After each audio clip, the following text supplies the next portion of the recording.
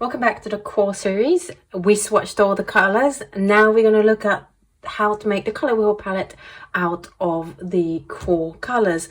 If you're wondering what the color wheel palette is, I have made a couple of videos within my color theory series as to what I call a color wheel palette, but it is basically 12 colors around the color wheel, such as this one. And each pair of colors that are opposite to each other neutralize really well.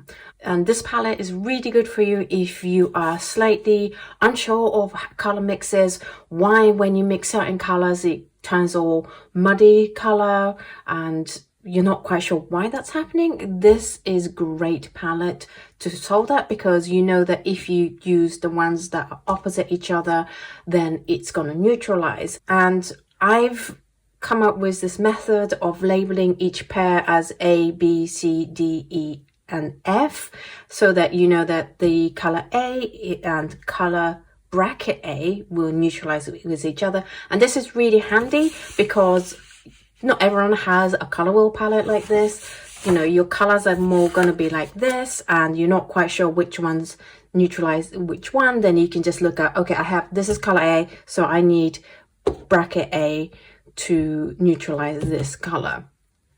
That's the brief summary. If you want to know more about it, then here's the video. Go check it out because it's really interesting and it's a great foundation of your palette, because if you have these 6 pairs of colors in your color palette, then all you have to do for other colors is you find its placement within these 12 colors. So if you have like a reddy orange color, it's going to go between C and D, and then you can try using C and D, bracket C and D, to neutralize that new color, because you know that roughly one of these are going to neutralize a color that's going to be around here. It's just a really neat way of structuring your palette, and I can go on forever, which I have done as again on those videos.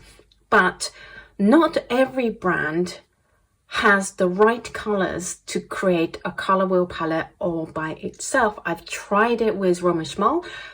That just didn't work. I spent days mixing it and I couldn't find the right colors to do the 6 pairs. However, QoR very neatly has the right colors for you, and it's going to work really well. So if you are committed to QoR but want to use the color wheel palette, basically these are the colors you want. We have Hansa Yellow Light, Benzimidazolone Yellow, Diarylide Yellow, Cadmium Orange, Pyrrole Red Medium, Quinacridone Magenta, Quinacridone Violet, Dioxazine Purple, Ultramarine Blue, Phthalo Blue, Green Shade, Phthalo Turquoise, and Hooker's Green. Now, I know some of them don't have the letters and some of them have 2 letters, so I'm going to explain that to you first. And here is the color wheel palette as it is. We have the same colors, and you notice straight away that E and F, bracket E and F, are both Hooker's Green. Now, I find Hooker's Green to be really flexible, and it's why I pick it, because it can neutralize both colors in E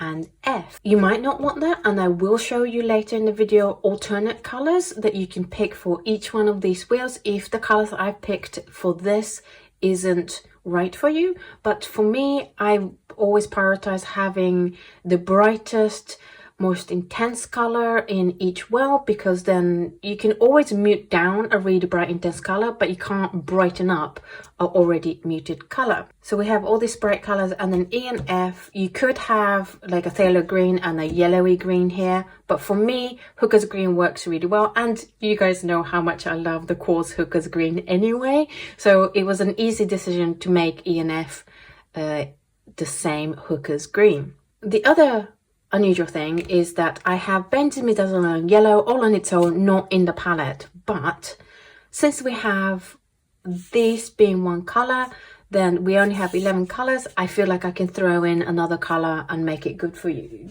make it still 12 colors. The reason why I've done this is because Diarylide Yellow and Ultramarine Blue neutralizes the best out of all the yellowy orange and blue, warm blue combination I tested. I've tested so many different variations. However, with the split primary, if you remember from your color theory, you have cool primary colors. That's like your Hansa Yellow Light Queen Magenta and Phthalo Blue green shade. And then your warm primaries, which will be your Diarylide Yellow, the Pyrrole Red Medium, Ultramarine Blue. And when I was testing out how these colors mix, this is the cool one, makes great triangle of colors. You get a muted orange, you get bright green, and you get beautiful purple. However, when I came to doing the warm colors, the warm primaries, because the Diarylide Yellow is basically a neutralizing color to the Ultramarine Blue, you don't get a good green. You get hardly any green at all. So what I thought was, the Diarylide Yellow in here is a little bit too orangey to be a primary yellow. But if you use Benzimidazolone Yellow instead as your warm yellow, it creates great variations of green. So that is how I've ended up with 12 colors that have a couple of exceptions, but I think it would work brilliantly. It works, and I'm super happy that a brand can create, that I can create a color wheel palette based just on one brand. And this is thoroughly tested. I'm going to show you the color mixes and how they blend. So we have here the color mixes of the 6 pairs that I've selected for my color wheel palette. We have Hansa Yellow Light, Diarylide Yellow, Cadmium Orange, Pyrrole Red Medium, Queen Magenta, Queen Violet, Dioxazine Purple, Ultramarine Blue, Phthalo Blue green shade, Phthalo Turquoise, and 2 of the Hooker's Green. And this is how it neutralizes between these pairs, and I think it's pretty good. I was slightly off with the Queen Magenta and Hooker's Green. I think this should be here because it's a nice dark neutralized color. But other than that, I'm pretty happy with the color mixes. You get some granulation coming through with the Ultramarine Blue, but most of the rest you get a nice smooth neutral mixes. Now, what if the colors that I've selected with my priority of making sure that they're all intense colors doesn't work for you? Perhaps you want something else. Thankfully, with QoR, I have managed to find other pairs that work.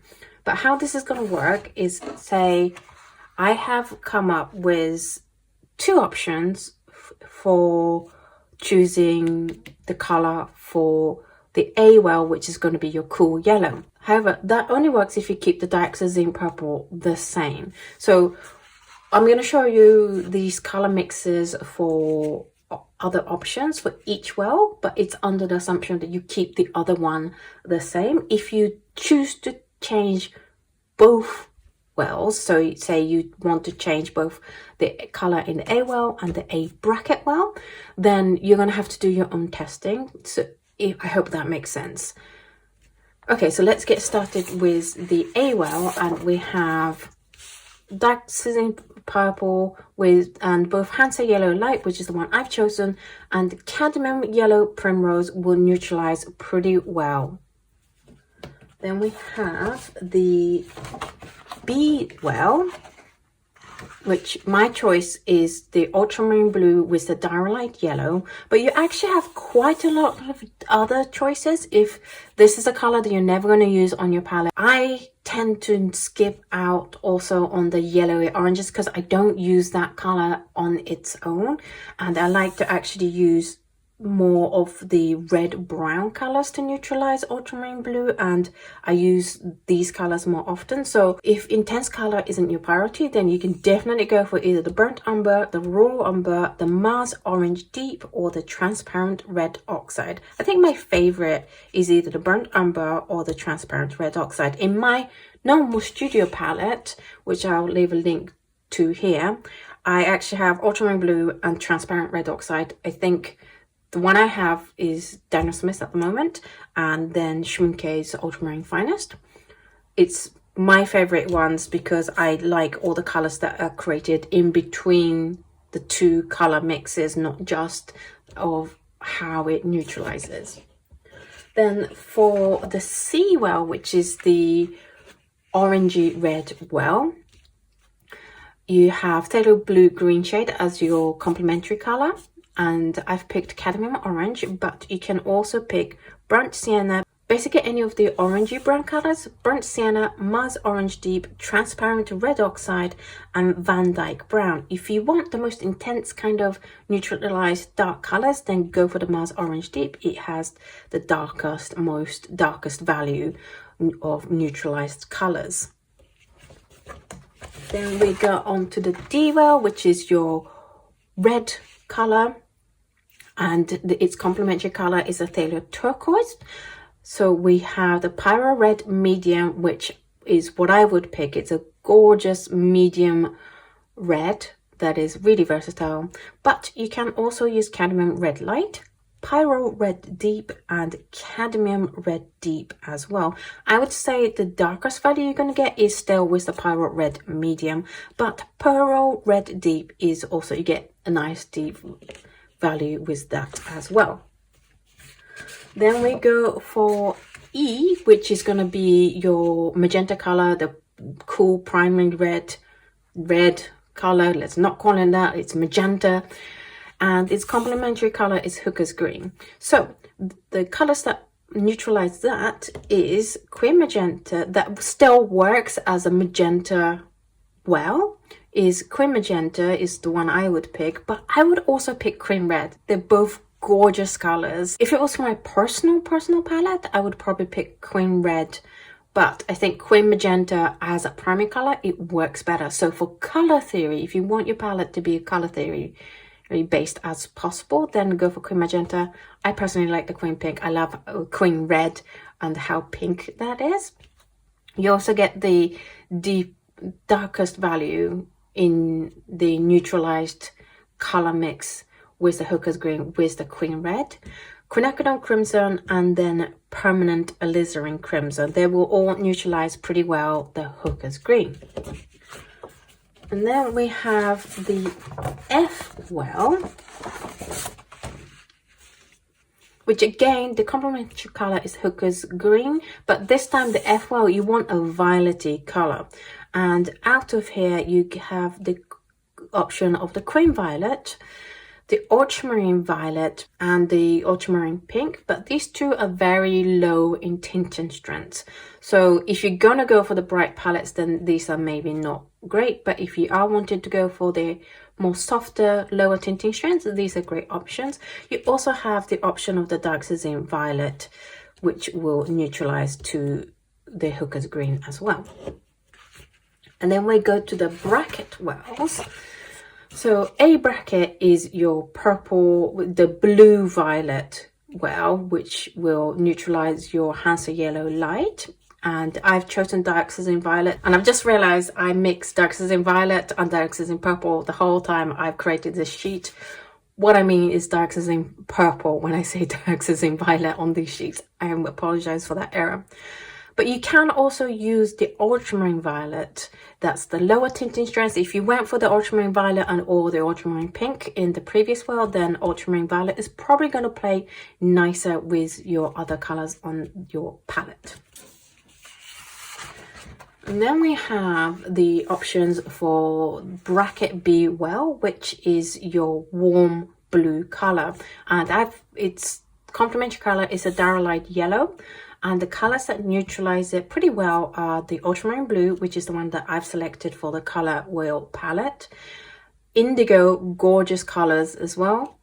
Indanthrone Blue and Cobalt Blue. By the way, don't worry about the fact that these color mixes look pretty uneven and rough and cauliflowering. This is the Fabriano Academy paper. Because it was going to be a lot of sheets, I went for the cheapest sheet, because this is more about showing you how the colors neutralize rather than showing you the qualities and characteristics of the colors themselves. I hope you guys don't mind that. In terms of the darkest value in the neutralized state, I would say go for Indigo, because it's much darker in how it neutralizes than the Ultramarine Blue. If you are looking for a lighter tint palette, then go for the Cobalt Blue. Then we have the Seawell, which is the cooler blue. And if cooler blues and warm blues confuse you, I will leave a link to the another color theories video that I created explaining all that. The complementary color is the cadmium orange, so we need to find colors that neutralizes the cadmium orange, and we have the phthalo blue green shade, the Prussian blue, the cerulean blue chromium, and the French cerulean blue.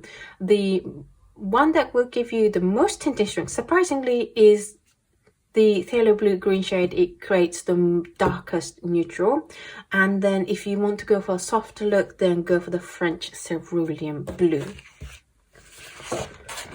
We just have two options for the Diva, which is going to be your turquoisey green kind of color, and its complementary color is the Pyrrole Red Medium, and Phthalo Turquoise is what I've chosen, but you can also go for the Phthalo Green Blue shade as well.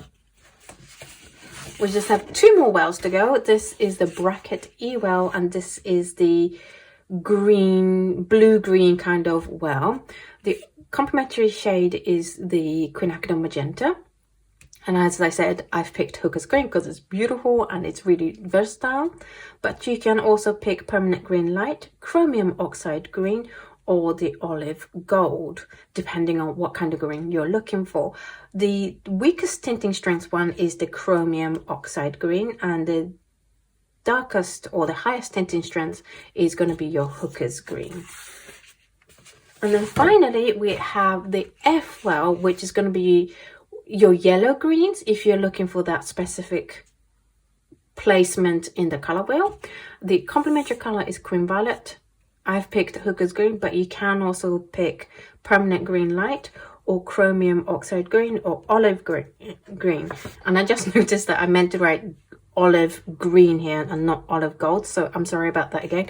Wow, I was doing so many color mixes, and then I made these sheets, so I was a little bit tired when I made this. I meant olive green here. You may notice that it's exactly the same colors that will neutralize both the Quinacridone Magenta and Quinacridone Violet, so you can be flexible in and still pick a color that works for both wells to complement the E and the F colors. This again is the color wheel palette. I am so happy that I could create one for just core colors.